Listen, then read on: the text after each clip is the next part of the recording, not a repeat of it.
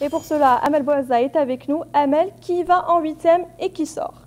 Bonsoir Nabila Houssine, bonsoir à toutes et à tous. On se retrouve une nouvelle fois pour parler du mondial 2018 qui se poursuit actuellement en Russie. Je vous propose de faire le point sur cette semaine qui a été plutôt prolifique pour certaines équipes, mais plutôt aussi triste pour d'autres équipes, notamment celles qui doivent déjà plier bagage. C'est le cas du Maroc, qui a enchaîné 2 défaites de suite. D'abord devant l'Iran 1-0, ensuite le Portugal sur le même score d'1-0. Les Lions de l'Atlas ont été la première équipe à quitter le premier tour.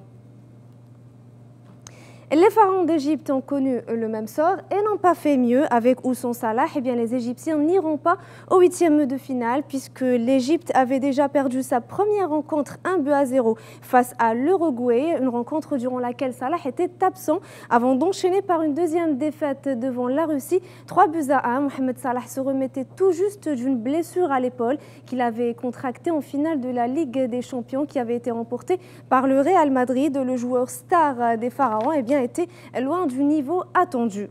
On enchaîne avec l'Arabie Saoudite qui n'a pas fait mieux en essuyant une lourde défaite en match d'ouverture devant la Russie, 5-0 pour ensuite s'incliner devant l'Uruguay 1-0.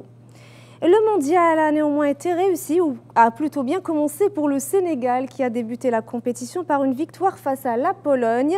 Les Sénégalais affronteront demain le Japon. Par contre, le Nigeria, il a mal débuté le mondial en se faisant battre par la Croatie 2-0 avant de se rattraper en allant s'imposer face à l'Islande 2-0. La Tunisie a été éliminée ce samedi après une lourde défaite devant la Belgique 5-2.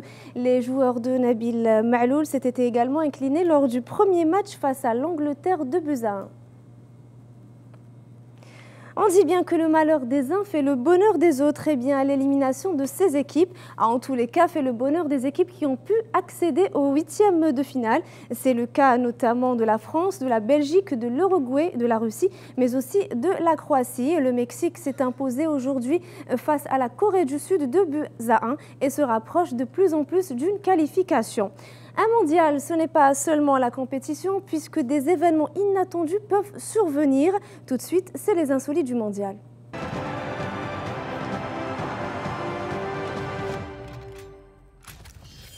Croyez-le ou pas, mais Achille Le Chat, pronostiqueur officiel du mondial 2018, a prédit la victoire de la Russie en match d'ouverture face à l'Arabie Saoudite, mais aussi celle de la Russie face à l'Égypte, ce qui fut effectivement le cas. Achille vit dans un musée de l'Ermitage à Saint-Pétersbourg en Russie. Il avait pronostiqué l'an dernier la victoire de l'Allemagne en Coupe de la Confédération.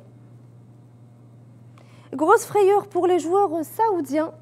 Un moteur de l'avion qui transportait l'équipe ce lundi a pris feu en raison d'une défaillance technique avant l'atterrissage.